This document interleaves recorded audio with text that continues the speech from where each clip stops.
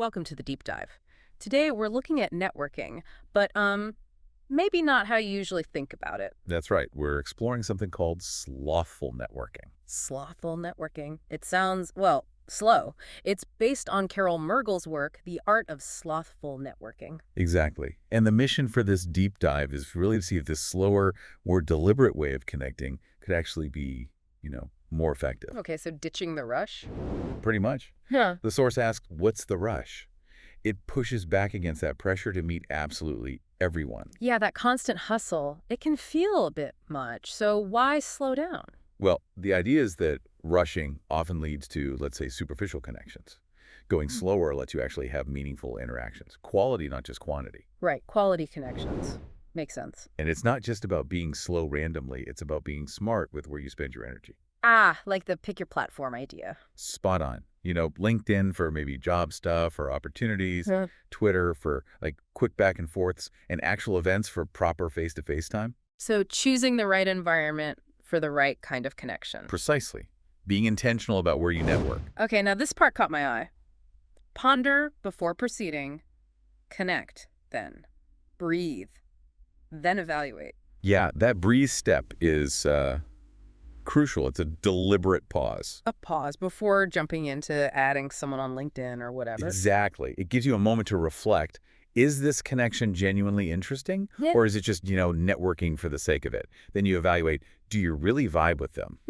Vibe check before connecting further. I like that. It helps filter things so you invest time in relationships that actually feel right, that have potential. And if they pass the vibe check, Then it's about deepening it with one-on-one time. like actually planning a meetup. Yes, plan something, exchange ideas properly, and importantly, be present. Like a sloth on a branch. I remember that line. Yeah. It just means focus, No multitasking, really listen and engage when you're with that person. Okay, makes sense. But then it gets unusual.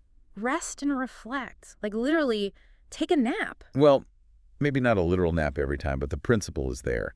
Sleep on your interactions, it says. So process it. Don't just react immediately. Exactly. Take time to think about the interaction. Consider the value of connection. Was it worthwhile? Did you learn something? And then decide whether to follow up, That's the decide step. Yeah, it's part of that reflection. which flows into the follow or forget stage. Evaluate, decide, act. First, evaluate. Was that coffee chat, that call, actually valuable? Then decide. Do I want to build on this or let it go? And act is either, sending that follow-up email or just consciously moving on.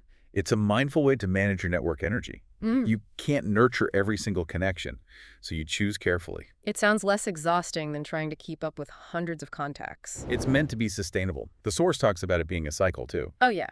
Like what? You sort of wake up refreshed, ready to engage thoughtfully. Then you send requests, but meaningful ones. And you keep an eye out, find new connections, but again, with intention. Not just blasting out connection requests on LinkedIn. Definitely not. It's about seeking interesting people, genuinely. So the absolute core idea here really is quality over quantity. That's the bottom line. Forget chasing big numbers, like that 600 example in the source. Focus on deep connections, a selective network. Built on authentic interactions. It's about relationships that actually mean something, that can support you and you can support them. It reframes networking, less of a chore, more of a journey. Exactly. Enjoy the journey. Relax into it. The source even suggests you share this approach. Aim to master this art of slow, deep connection. It really does make it sound less stressful, more human. That's the goal, I think. Bring the focus back to genuine human connection. Okay, so the big takeaway. Slow down, be deliberate, focus on authentic, quality connections. It might be more powerful in the long run. Absolutely. Thoughtfulness over franticness. Depth over breadth. So here's a final thought for you listening. How might using this more deliberate, maybe even slothful approach change how you build all your relationships? Not just professional ones, but personal too. Something to ponder. Thanks for diving deep with us today.